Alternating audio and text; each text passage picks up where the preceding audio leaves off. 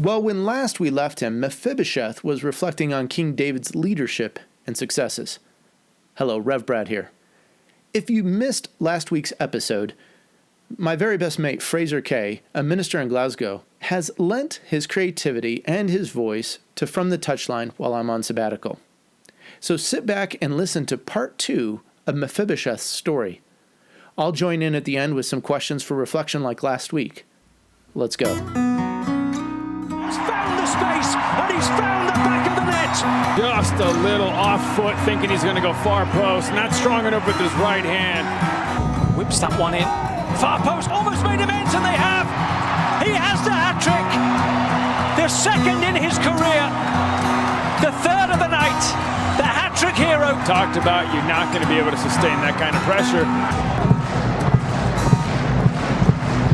To the corner.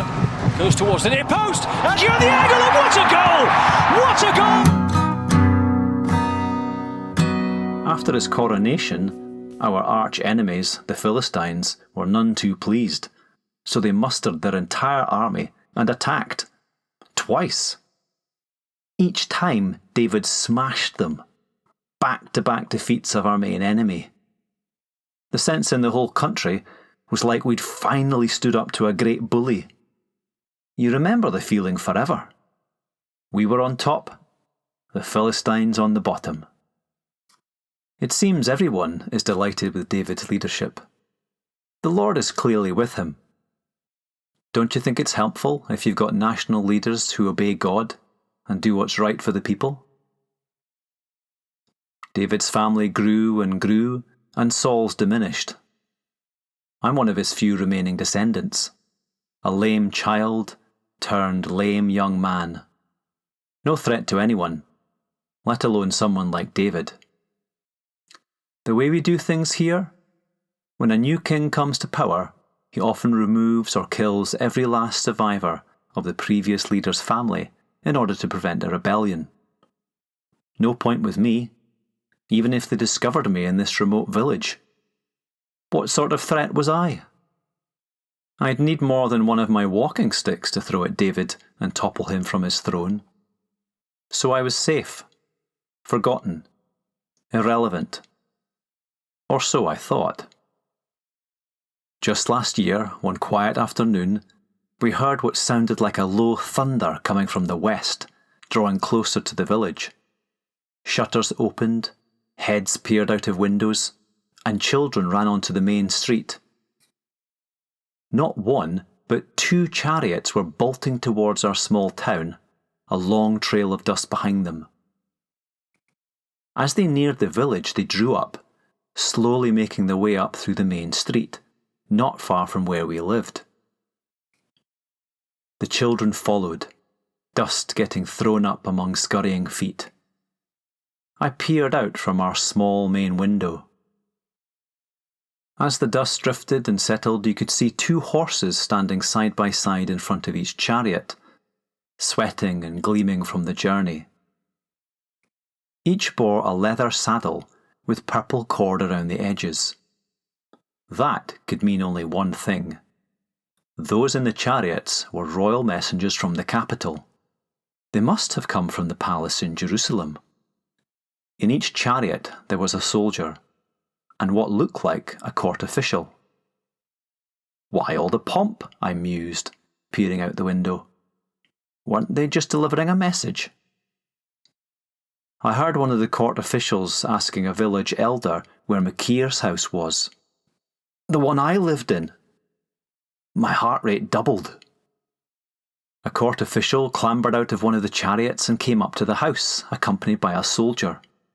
I quickly grabbed my sticks, stumbled to the front door, and opened it. You can imagine how I was feeling, afraid and confused. Sent by King David, they confirmed. You are Mephibosheth? Yes, I answered, trembling. The official read out from a scroll in his hand. You are summoned to appear before the king. You will accompany us to Jerusalem. What does the king want with me? I inquired. We don't know what the king wants with you, but you are to come with us to the royal palace. Collect some clothes. We will be stopping overnight twice on the way, at Jabesh Gilead and then Jericho. After that, it's a final short journey to Jerusalem. Now I was totally confused. Called by the king? Personally? Maybe it wasn't such bad news after all. David was reported to be a different kind of king, one who made more careful decisions than Grandad Saul. He'd been a little rash at times. David could have easily arranged for me to be killed if he had so wished. Then again, I was no threat. So why summon me to the palace? My mind raced. On the way I learned that Ziba, one of my grandfather's remaining servants, had been called to the palace a few days before me. He was the one who had told King David where I lived. I wondered if he'd told David what happened to my feet. After our second overnight stop at Jericho, it was just a few more hours to the capital. I put on my best clothes and covered my feet as well as I could. I couldn't hide the fact I'm lame, but I needed to look my best. It had been a long time since I'd been near Jerusalem. With its high walls and towers, it was now a lot more impressive than the last time I'd seen it. When we finally arrived at the palace inside the city, the court officials ordered the soldiers to help me off the chariot. They slowly led me through a giant set of gates, guarded by 4 soldiers on each side, and instructed me to sit in a small room, just inside the main palace doors. One official disappeared, while the other stayed with me. The soldiers departed. It wasn't as if I'd get into much trouble. Even if I could run, where would I run? After a short time, I was escorted slowly along several short hallways and hobbled through various large doorways, me with my 2 sticks. I had to sit down for a short time before I plodded on. At the end of a long, broad corridor, which I hoped was the last, was a tall door wide enough to fit 6 people. We plodded down towards it.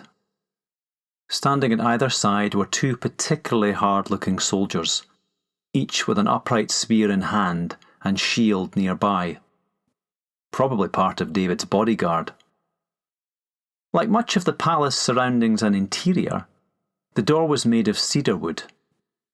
On it were carved lions and bears, their claws overlaid with pieces of curved cypress wood. This must be it, I thought. The attendant knocked on the door, and it gently opened. And there he was, directly ahead, sitting on a gigantic opulent throne with room enough for 2. What a sight that must have been. Can't say I've ever been in Mephibosheth's shoes. Well, I have a few questions for you to consider at the end of this segment 2 or part 2 of Mephibosheth's story. First thing, do you feel forgotten or irrelevant? Certainly that's what Mephibosheth felt. And maybe the beautiful game has abandoned you, left you behind. Do you know that you have value and identity apart from football?